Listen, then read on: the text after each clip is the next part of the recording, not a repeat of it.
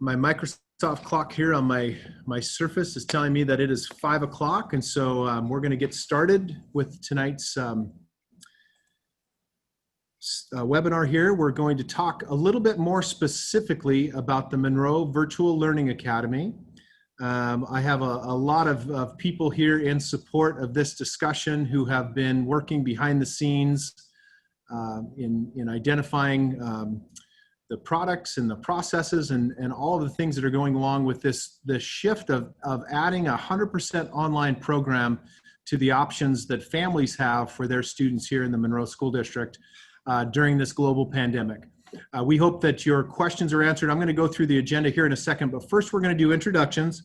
And so I'm just going to have each of my staff here introduce themselves, their roles, and you know, how they've been playing a part in this. I'm going to start off with our Chief Academic Officer, Kim Whitworth.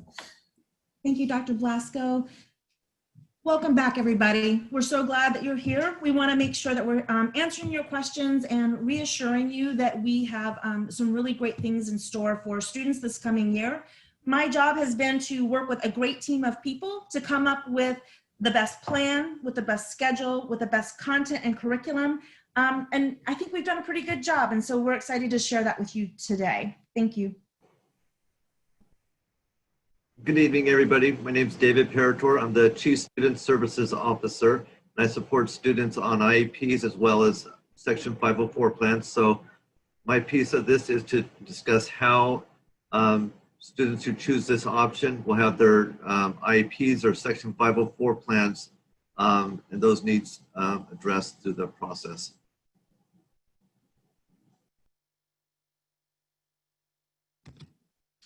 My name is Niall Trimble. I am our Director of Curriculum and Assessment in the district, and I have been working along with the team here in identifying which platform is going to be best for this option, and then how can we actually implement this, and what specifics do we need to look at in order to make this work.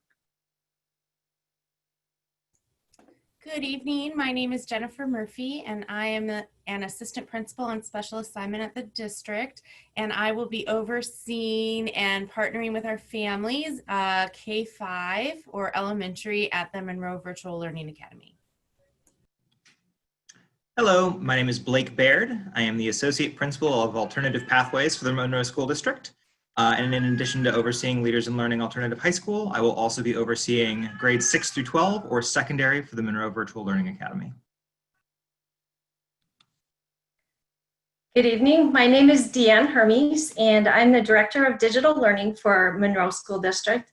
And my job is Canvas Administrator for the district. And so that is the platform from which we will be presenting the content for this for the courses.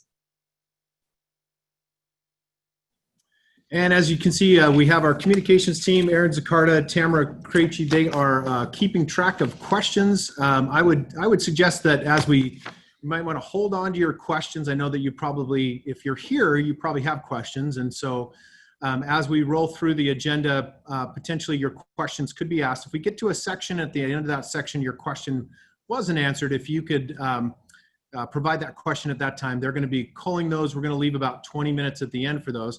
This session is recording. We do plan to post this on our website. So if there's something that you want to revisit or needed a little more clarity on and wanted to return back to the discussion and listen to it again, or if you have friends and neighbors who wanted to attend and weren't able to attend, much the same as a lot of our instruction is going to be for our students this year. There's going to be in-person live instruction, and then also opportunities to access those learning opportunities in this big word that we're learning, this asynchronous, so not live. So this is going to be recorded. I'm going to kind of be the mediator in today's event. The overview of the agenda. We will talk about, I'm going to give a little bit of background on the why for the Monroe Virtual Academy. We're going to talk about a little bit of program overview. Our Chief Academic Officer, Kim, is going to give us a little bit of the overview. Jennifer Murphy is going to talk to us specifically about the K-5 offerings in the elementary. And then Blake's going to talk about the 6-12 component, 6th grade through 12th grade. After Blake talks about the secondary specific details, we'll move on to technical information, and Niall and Deanne are here for that. David's gonna talk about the special education and how at this point we're viewing the special education support that will take place within the Monroe Virtual Academy. And Kim will wrap that up. Again, at that point, we will move on to questions. And again, we're going to do this similar to last week's webinar, where we're going to try to take the questions that seem to be the most prevalent in the question fields. And again, I appreciate it. I'm looking at the attendees. Looks like we have about 154 of you here with us tonight. Thank you very much for being here. We know, and let me just tell you that this is obviously very challenging time for you as families, very challenging time for us as educators in really working hard to think about really intentionally how to serve our kids in this case, in this Monroe Virtual Learning Academy discussion, in a way that we never have in Monroe. We've in the past, some of you that have been here a long time know that previously we partnered with WAVA. That was a standalone program that we housed. They were a company that provided that service. We will be providing this service. So let me just jump into the why. The Office of Superintendent of Public Instruction, you may hear us say OSPI, and if we're trying not to kill you with acronyms today as educators and with our educational ease, the Office of Superintendent of Public Instruction realized that families are in the midst of this pandemic with us and are facing challenges and needed to have options. One of the options that they provided us as school districts is to be able to serve our students online. Usually when districts have online schools, that falls underneath the alternative learning experience laws that exist in the state of Washington. And you may hear us say ALE. We're fortunate to have Blake Baird as part of this team. Blake oversees our Leaders in Learning program at the high school, which is an alternative learning experience. This program, the Monroe Virtual Learning Academy, because of the pandemic, is not an ALE this year. It's not an alternative learning experience. So what Office of Superintendent of Public Instruction realized is families need options and districts need some latitude to be able to serve the interests of their families and students during this pandemic. So they have allowed us as school districts to be able to serve with 100% online programs. And that's what the Monroe Virtual Learning Academy is. We at no time during this year intend for this to go back to a hybrid model or an in-person model. All services will be delivered electronically. Let me just check my bullet points here and make sure that I've covered everything. As such, one of the things that's been kind of a confusing piece of this is we had to select curriculum that we would use for the Monroe Virtual Learning Academy. And Office of Superintendent of Public Instruction has a web page, and on that web page they have cold resources. So they have resources that they have vetted specific to online vendors and online providers. And so we started, when we began this journey, not too long ago, I want to say 2.5, maybe 3 weeks ago, of realizing the need and responding to that need. We did a very fast track and extensive view of those materials. If you did not attend the school board meeting on Monday, we had the curriculum item approved by the Monroe School Board through our instructional materials and curriculum policy. We have a policy in Monroe for how materials get in front of your students, and the school board oversees that policy. We brought the recommendation for the Florida virtual school curriculum to the school board on Monday, and it was approved at Monday's meeting. So that will be part of the FAQs after this, for you to be able to have access to that, to listen to that conversation as well in order to understand that. But just in a nutshell, the Florida Virtual Academy materials were designed as an online program. And that's really the differentiator between the materials that we're using in our currently online and in the future, hopefully hybrid model.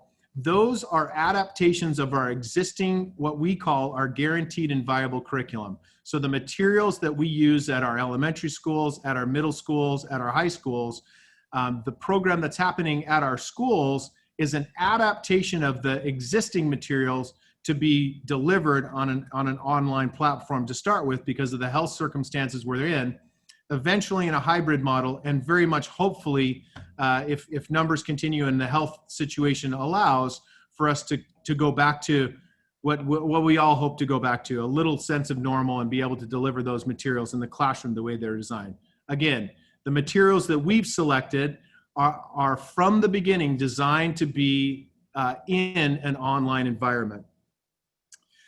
One of the things that is important to realize is for any of you that have perhaps entertained the concept of your student or child being a part of an online program previously, and we've experienced this, as we said, we had some experience with Washington Virtual Academy as a school district years ago. It really is designed with some independence of students. So there is not going to be as much support as I would view the regular programming that is going to happen in our schools. So an online program really anticipates and relies on a certain level of independence, and I would say at the elementary level, a certain level of interdependence between students and their families participating in that instructional delivery. So that's something that we wanted to touch on at the beginning. And again, just to emphasize that this Monroe Virtual Learning Academy is intended to be 100% online throughout this year. At this point, I am going to turn it over to Kim Whitworth, our Chief Academic Officer, and she's going to talk a little bit about the program, a little more overview of the program.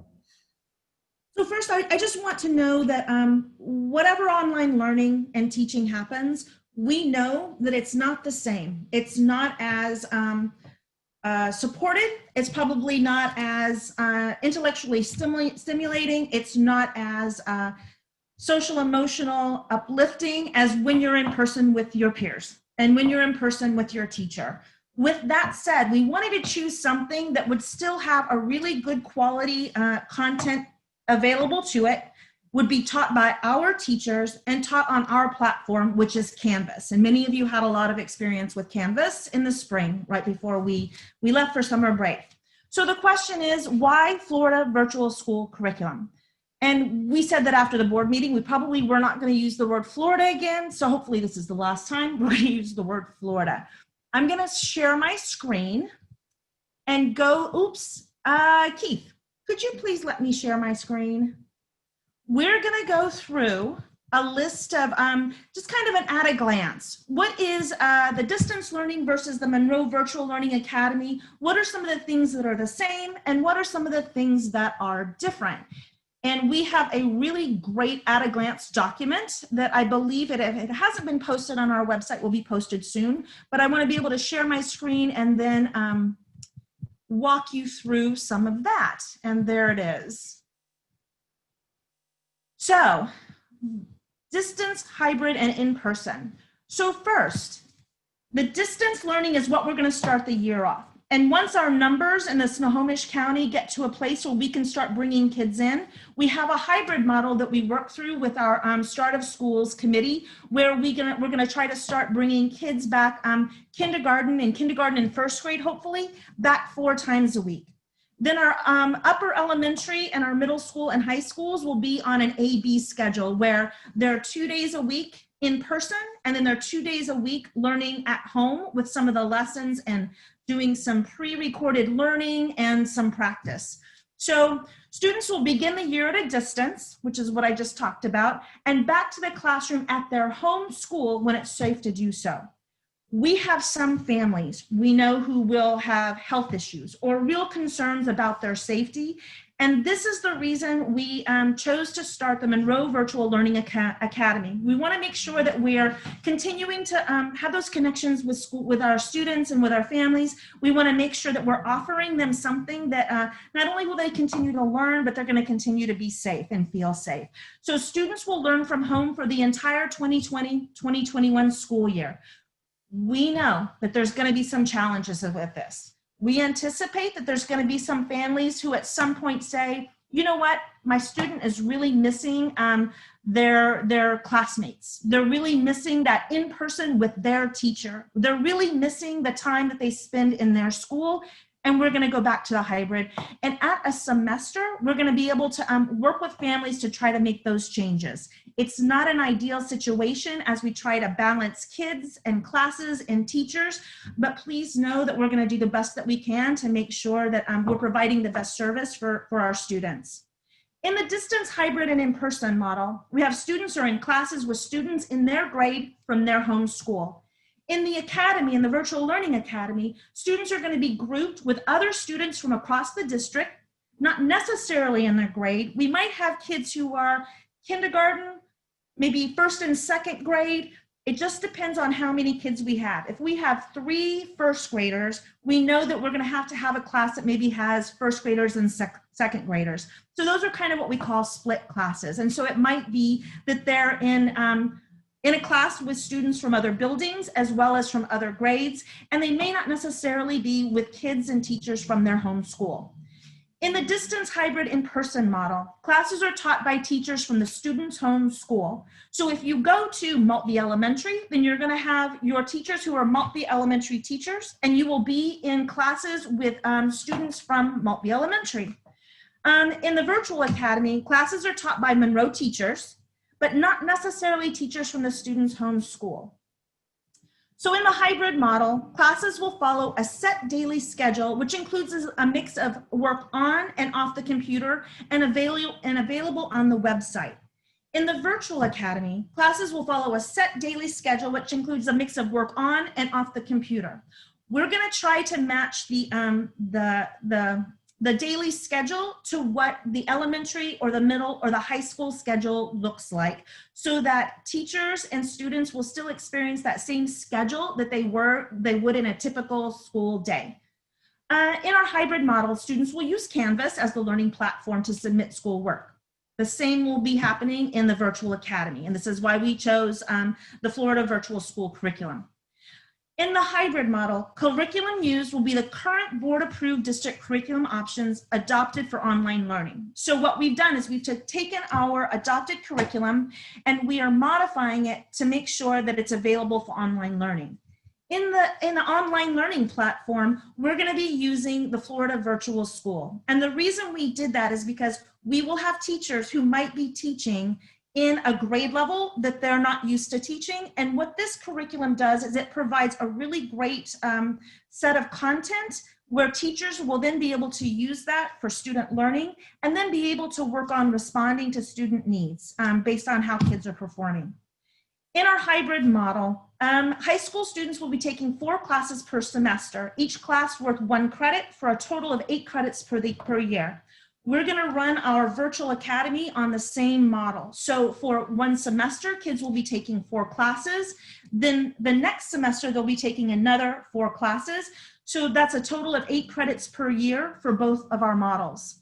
We wanted to try to provide some consistency between the virtual and the hybrid model so that if we do have to transition kids, we would be able to transition kids easily between one model and the next one. So as I'm looking at the other pieces that I have to do, I believe that that is my part of this. And what we would like to do now is, oh, no, there was one more thing I wanted to talk with you about. So with some of the things that Dr. Blasco said and some of the things that we just now talked about, we want to reiterate some things. If you're staying with your home school in the community in the hybrid model, you're going to be working with teachers who know your kids. We're going to make sure that students are staying in their community. We also know that there's more support by staying in your neighborhood school in this hybrid model.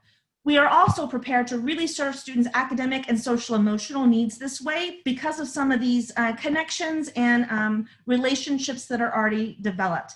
We're only recommending the Monroe Virtual Learning Academy for students and families who have health concerns regarding COVID, and we'll still be doing our best to take care of and serve them and working with you to make sure that they have a great year. So that's some of the technical pieces. What I'm going to do now is turn it over to Jennifer Murphy to talk about more elementary school specific details. Yeah, thank you, Kim. So we've get a lot of questions about what is the schedule going to look like. And I just want to reiterate that we are following the state's guidelines that students still need to have 1,027 hours on average of instruction.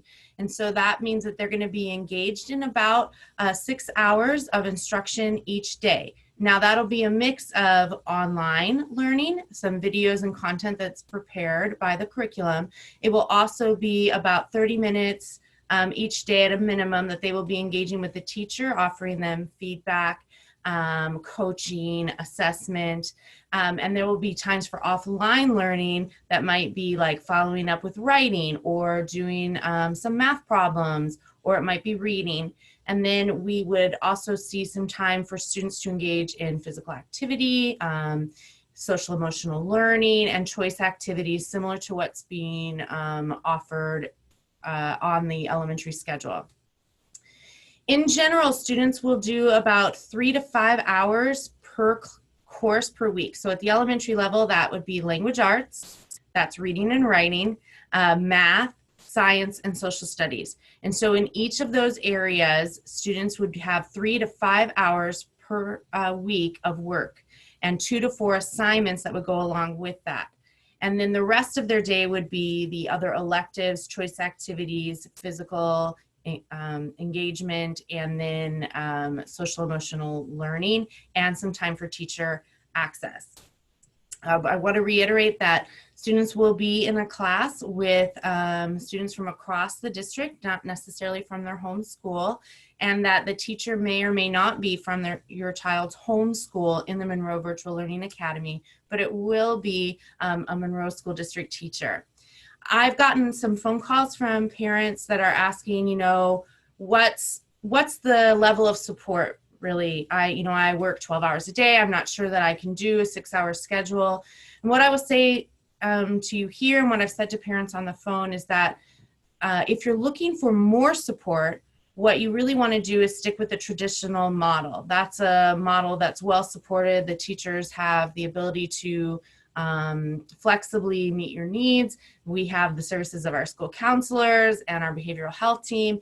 And although we'll do our best to hook your students into all of those resources, we know that they're best served out of your local school. And so if you need more support, I would recommend going for the traditional model.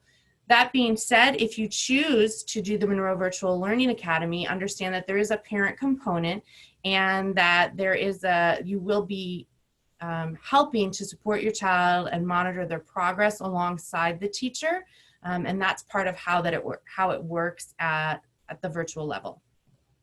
So I am going to turn it over to Blake now, who's going to talk to you a little bit about secondary.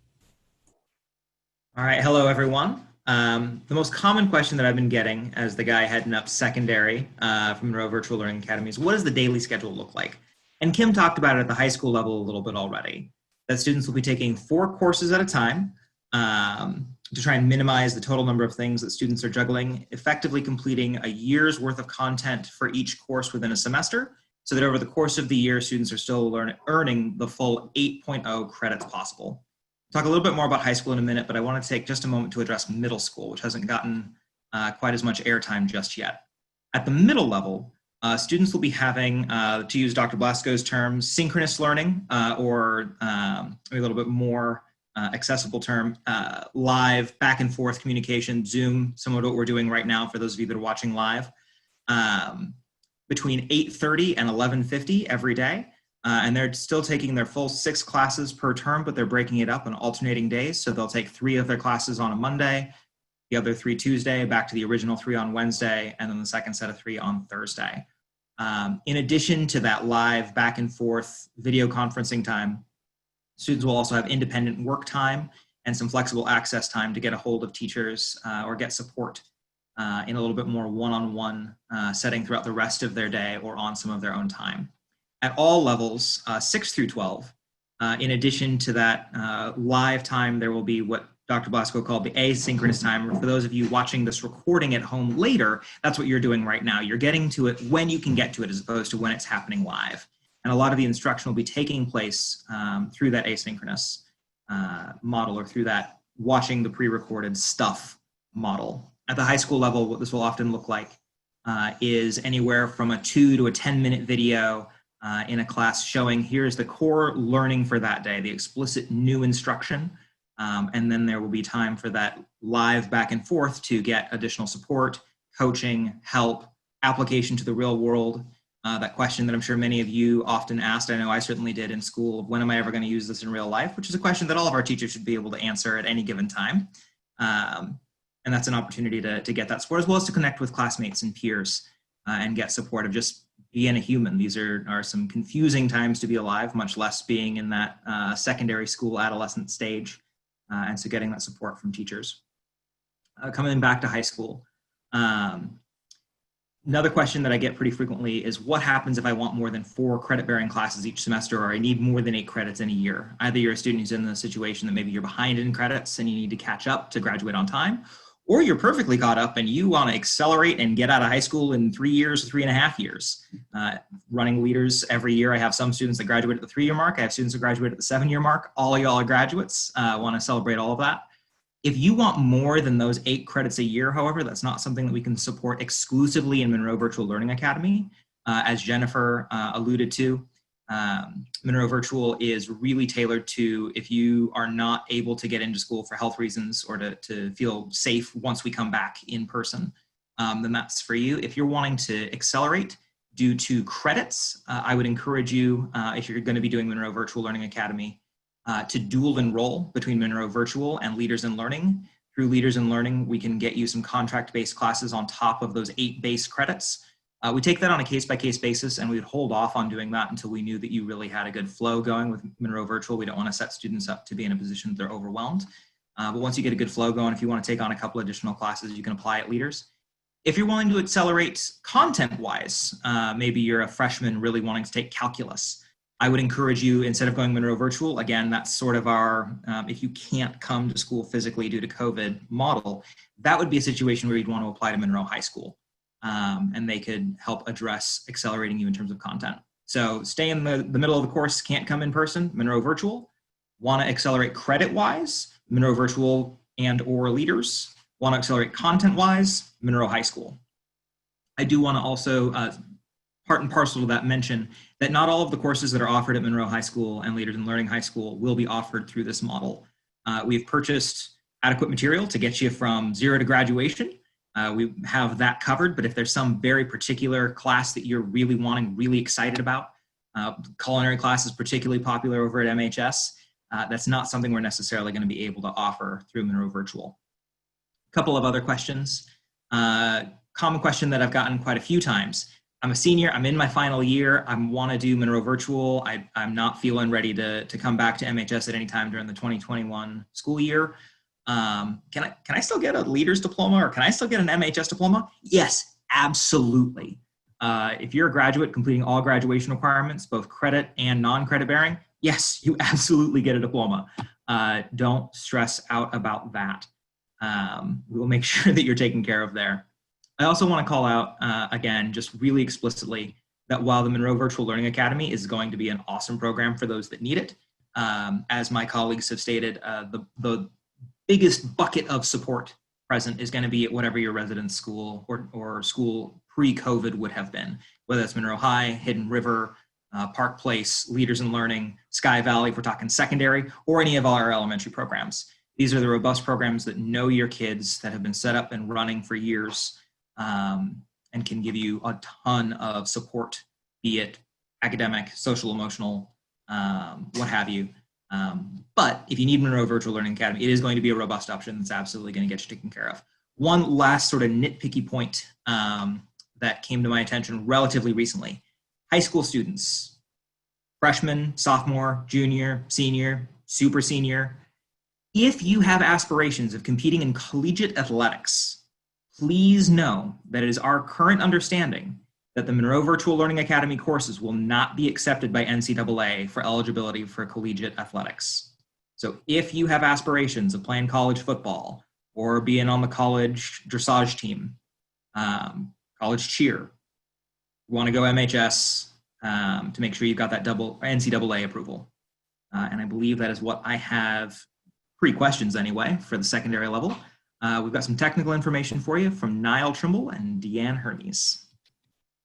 Thank you, Blake. Again, my name is Niall Trimble. I'm our Director of Curriculum and Assessment. And before I jump into my little piece here, I do want to kind of reemphasize what Blake was saying about the NCAA eligibility. This is something that's come up really within the last 24 hours that we've noticed with the NCAA eligibility. And so we're still working through that, and that is still something that is actively on our plate. And when we get more information, that will be published as we can. My piece here before I pass it over to Deanne is talking about program transition. And it's been said a couple times, but just want you to know that it is going to be the best for our students to try and keep them in the program that you as your family select, be that either the hybrid model or MVLA with the Virtual Learning Academy. And we will, as we can, try to accommodate for families that need to adjust. We're trying to keep students in the same programs to limit those transitions so that they can build relationships with their peers and build relationships with their teacher, as well as there are other needs there with staffing that have to be addressed as well. But we will do our best to accommodate needs as we can. It's our recommendation that as you're looking through this, you want to try and think forward throughout the entire year and pick the program that'll best suit your students' needs for the whole year. With that, I'm going to pass it over to Deanne, who is our resident Canvas expert, and she's going to talk a little bit about Canvas. Thanks, Niall. So the Monroe Virtual Learning Academy will be housed in Canvas. Canvas is Monroe School District's learning management system. A learning management system, it's an online platform where we digitally manage course content and assignments. Students can access instructional videos, discussion boards, email, Zoom meetings, and much more. Our teachers first learned Canvas in the spring, and since then they have been asking really good questions to refine their teaching strategies using Canvas. As a parent or guardian, Canvas provides several options for you to become an observer of your child's learning. You can access Canvas content as an observer using a PC, or there are also Canvas parent apps available for both Android and Apple mobile devices and phones. This will allow you to see assignments, note when assignments are missing, and be able to have conversation starters with your students. Right now, we're knee-deep in creating a family portal which will provide you resources to access through the district website. The parent portal will also host a variety of resources from departments across the district. This is also where you will find tutorial videos for accessing and using Canvas as a parent or guardian, as well as Zoom tutorials and information. And now I will share my screen and show you what Canvas looks like.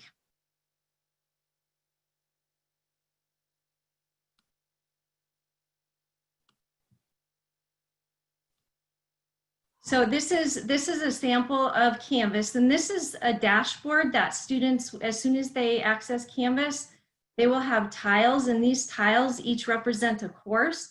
Depending on how many courses that your student is enrolled in will depend on how many tiles that you will see here. In the far right-hand corner, you'll notice that there's a list of to-do assignments. This is really helpful as it compiles all the assignments that are from any of the courses your child is enrolled in and gives them essentially a to-do list in the order of due date. So a lot of really great options that are available for your student using Canvas in this platform. And with that, I think I'll turn it over to David. Thank you, Deanne. And I think just regarding this option for students who have special needs and are served through IEPs or Section 504 plans, the critical thing to remember is the students are still Monroe School District students. And so what that means is we are responsible for continuing to provide the services and accommodations that are listed on students' IEPs or Section 504 plans. So while that is happening in the remotes, it will be completely remotely served for the IEP and Section 504 plan. All those needs will be served, and you will continue to have all of your process rights that are afforded to students through these processes. The thing that we are working right now to try to determine is, depending on the number of students who select the Monroe Virtual Learning Academy option, will determine whether we have a teacher specifically assigned to an online caseload for special education services, or whether we will continue to have your students, a typical case manager at their home school, serve the IEP. As soon as we finalize the number of students enrolling in this option, we'll be able to really determine what that's going to look like.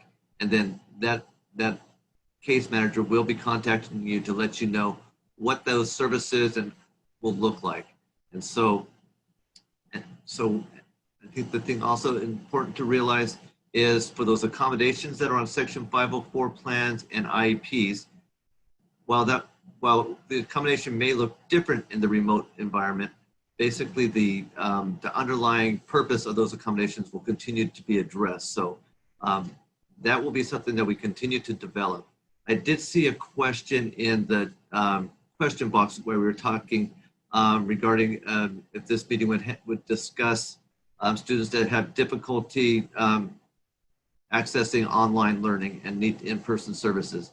The thing to remember with the Monroe Virtual Learning Academy platform is all of those services will be done remotely and for the entire school year. If you'd like your student to receive in-person services, and we're working right now to determine what students we may bring back for in-person services right at the beginning of the year, you're going to want to select the hybrid option, because that allows them to continue to be placed at their home school and receive those accommodations and services as needed. Even if your student is not one of the students that receives in-person learning to begin the school year, choosing the hybrid option allows that option to be available as soon as we're able to safely bring all students back. And so that would be another determining factor whether the 100% online option is best for your student.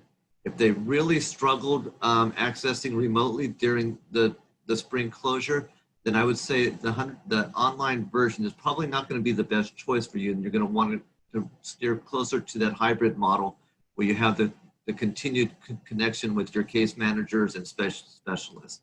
And again, we're just working to confirm the final numbers to determine what the case management loads will look like for our online 100% online students through Monroe Virtual Learning Academy.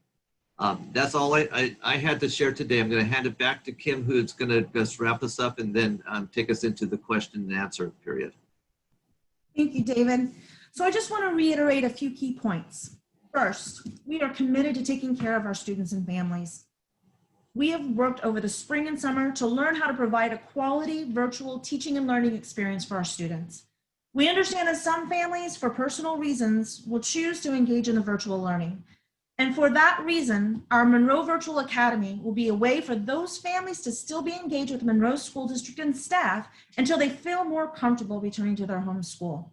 We know that this is a lot. It's a huge decision and it's very stressful.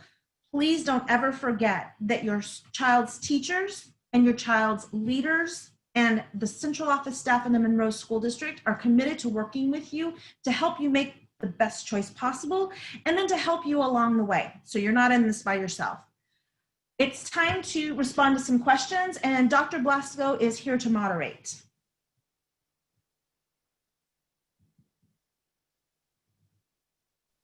The pesky mute button on Zoom. I'm sure some of you are experiencing that in your own lives as we all are adjusting to these virtual meetings. Well, I hope that has provided you some context. I know that we have some of the questions are being answered live. So if you haven't identified that, I know that's something that took me a little bit to figure out. So if you look in the question and answer tab on the bottom, there's the open questions and there's the answered questions. Thank you for putting those questions in there. Again, if we don't get to your question today, those questions have been populating our FAQs, so our frequently asked questions, and we have a COVID website. I'm just going to start off with one of the questions that has come up again in our question queue here is, if we already made up our mind, and I want to validate another thing that I read in there also, is that you didn't have a lot of information when we surveyed last week, and that's why we're here today. This is in response to a lot of questions that have come into our offices, that have come in through our email, that have come in through social media around, you know, hey, you kind of forced us to make a decision at that time. I really thought that I wanted to do the 100% online. After hearing this, I'm thinking that I might want to change my selection, or vice versa. Some of you might have selected hybrid, and now after hearing this today, you want to have your student enrolled in the online, 100% online, Monroe Virtual Learning Academy. Contact your local schools. The answer to the question, yes, our local secretaries, our schools, our secretaries are in the offices. Please call. If someone does not respond to you immediately, leave a message. They're responding to those messages. You can email office managers. Our office managers are on site. So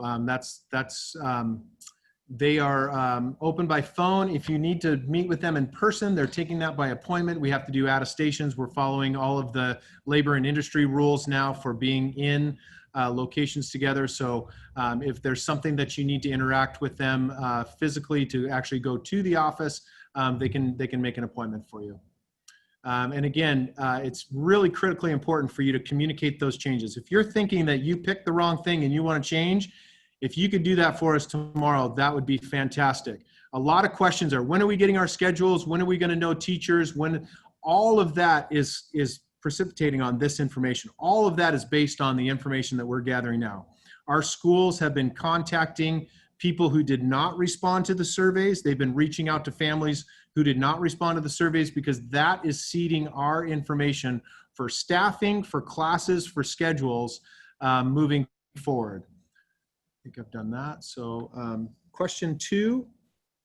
Again, Niall, if you want to talk a little bit about the question about registering with the Florida Virtual Academy. Yeah, and I think this question came up really due to maybe a confusion on our communication part. And I think that some parents and families were thinking that they needed to actually register through the Florida Virtual Schools website. And that is not true. Since this is a program that is going to be housed inside our district with our teachers, the way that families will register for this is, just as Dr. Blasco said, by communicating to your school office and letting them know if you would want to enroll in this program. And then from there, we will build out the rosters and courses that students need to take. Excellent. Next question is about the schedules and the teacher assignments and distance learning. So we are anticipating after today's webinar, after this evening's webinar, that our numbers will be a little more solid. So we haven't acted on the numbers at this point, knowing that we had this information out. There was going to be a webinar. There's 193 of you attending this webinar right now with us. And so we knew that there could be some shifts in that population. We didn't want to make decisions around that. I saw another question about surveying our teachers. Yes, we have surveyed our teachers. We understand teachers have identified themselves who are interested in working 100% online. We have some teachers with medical issues that will cause them to need to have an accommodation of working 100% online. And so our Human Resources Executive Director, Joanne Dickinson, has contacted those individuals, and we're now waiting for numbers in order to determine what our needs are, specifically K-12, and what type of staffing and teachers we'll need in there. So we're anticipating, again, one of the questions has been answered live, is that we're anticipating schedules being finalized next week. And yes, we know September 9th is our first day of school. We're keenly aware of that, I can tell you. And it rues the day. Every day we seem to fill our days with those activities and things of making sure that we're getting to that point of being able to communicate to you what those schedules are and what that's going to look like more fully. The next question there is around, I did want to emphasize one thing that our assistant principal, Jennifer Murphy, talked about, is there is the possibility of multi-age classrooms. So depending on what the enrollment looks like for specific grade levels, and then class size is really, we have an agreement with Monroe Education Association. We have some target numbers in there. Some of that is driven by state funding. Some of that is driven by our local agreement with our teachers union. And we're looking at, again, in the elementary grades, we have between 20 and 28 students, depending on if you're at the primary grade levels, kindergarten, first, second grade, up until those third, fourth, fifth grade classrooms where we start to have numbers. And you know, many of you have been involved with the Monroe School District a long time. You understand when I say targets. That's what we're targeting. Sometimes we go over that, sometimes we're under that, but we have that as a clear target that we shoot for. I'm going to turn the next question over to Kim around, will the students have access to extracurricular activities? So students will have access to extracurricular activities. We do have some students who have requested to be part of activities that happen during the school day, and we can't accommodate this because they're built into a student's individual schedule. So for example, Bearcat time. That is a period during the school day where kids are assigned to classes, and the ability for us to make sure that our Monroe Virtual Learning Academy schedule matches up with that would be really difficult. And the same with middle school and elementary. So with that said, any of those things that happen outside of the school day, we are really encouraging our students to come in and be a part of that.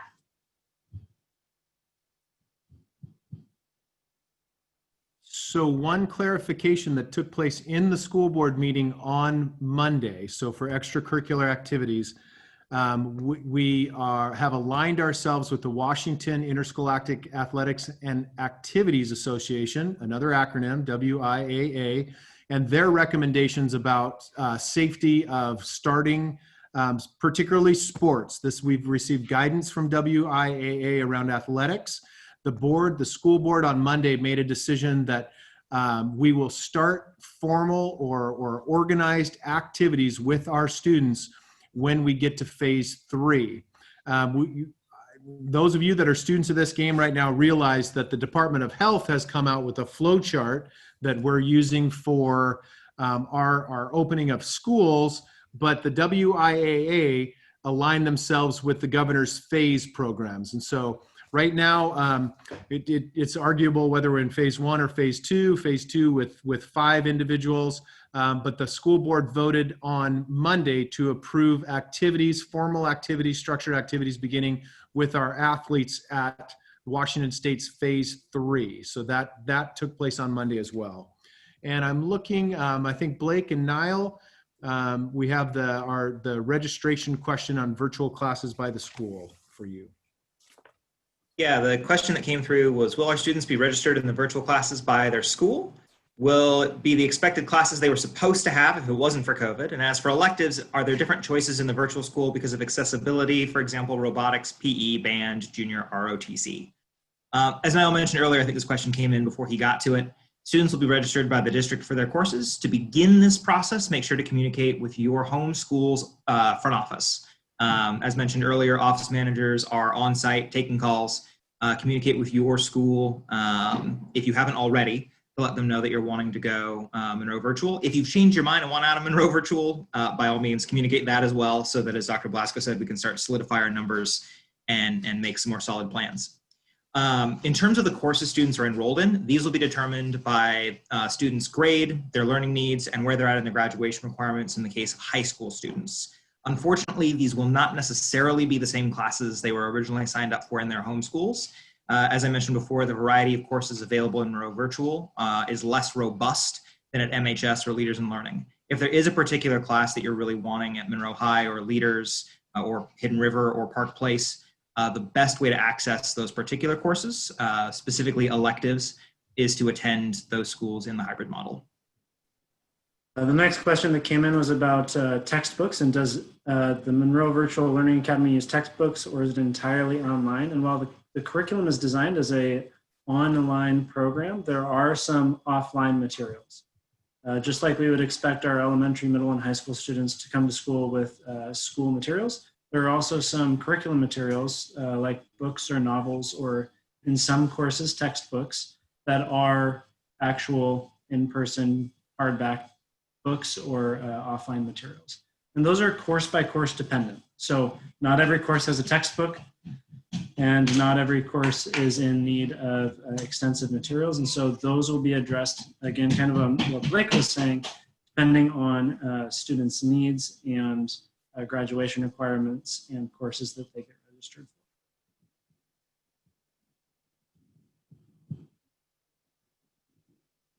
Okay, so the next one is a grading question, and we'll have our Chief Academic Officer address the grading question.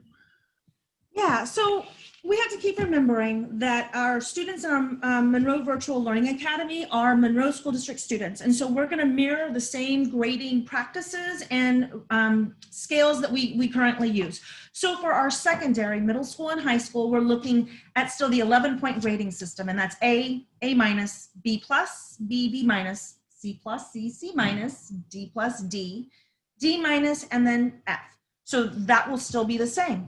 At the elementary level, same thing. We want to make sure that our kids who might be transitioning in and out, who after this year are still going to be in elementary school, that the grading system is consistent so that we can continue to build on their learning and make sure that we're filling in any gaps they have. So at the elementary school, we're looking at 4, which means exceed standard. 3 is at standard. 2 is approaching standard, and 1 is not at standard.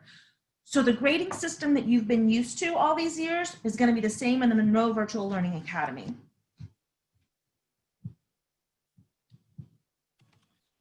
And the next question that came in was, when will we know what classes are going to be purchased from this curriculum? And we are actively working on that. Blake and I are going to be sitting in a meeting tomorrow morning with some other representatives from the middle and high school level, looking at what courses do we actually need to have at the secondary level.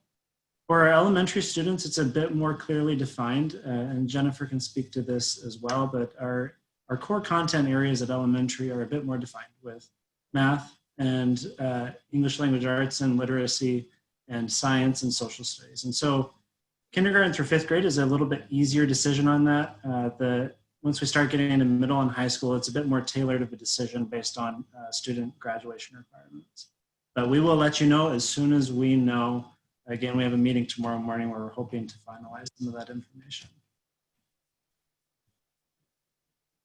Deanne, that next question around the training, the Canvas training. Right, I'm having a few technical difficulties. Do you mind just reading that for me?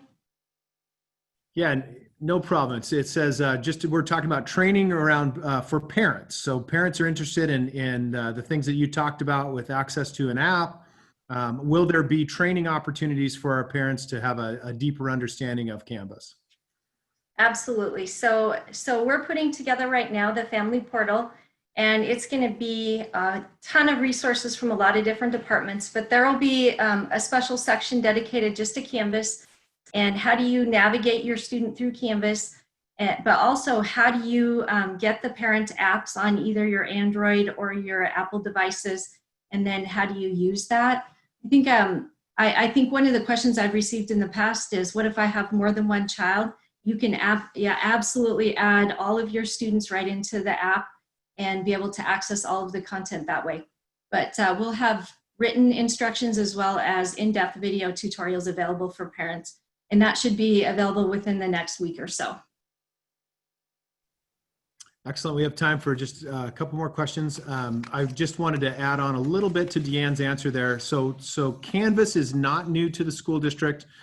We talked about this in last week's webinar, is that Canvas was a learning management system. We realized that students needed to have familiarity with learning management systems, especially with those students that go on to our local community colleges and colleges.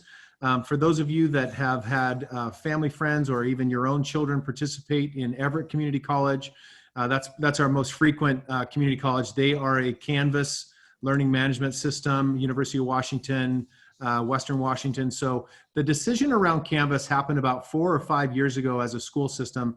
We determined that we were going to start to utilize that. Our biggest utilizer of Canvas has been Sky Valley Education Center. And ironically, when we made that selection, we never intended that to be K-12, but we felt very fortunate that we had the background and experience. And actually, it was one of the early agreements that we had with our teachers, is that this year, all of our teachers would be using Canvas. Last year, we had some Google classrooms, we had some Canvas classrooms, and in light of that being what we've come to refer to as remote learning 1.0, We know that that was challenging for many of our families to have to go back and forth between different management systems. And so I think it's fortunate that we have one management system that your families will be engaged with, your students will be engaged with, both at our hybrid, our schools, our general schools, our normal Maltby and all of our elementaries and middles and high, all the way to now the Monroe Virtual Learning Academy. Also, one of the decisions for using the curriculum that we selected was that it was Canvas designed, Canvas friendly. So again, we have one platform for that.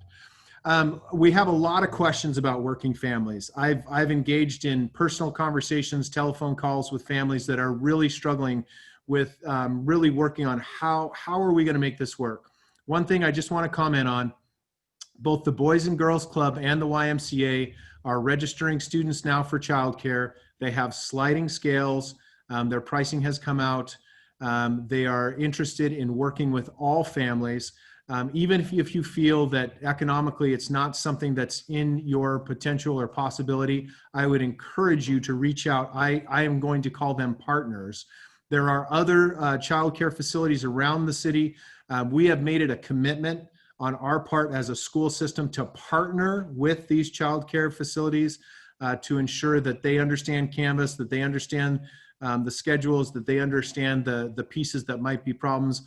This week I had a meeting with YMCA. Last week I had a meeting with Boys and Girls Club.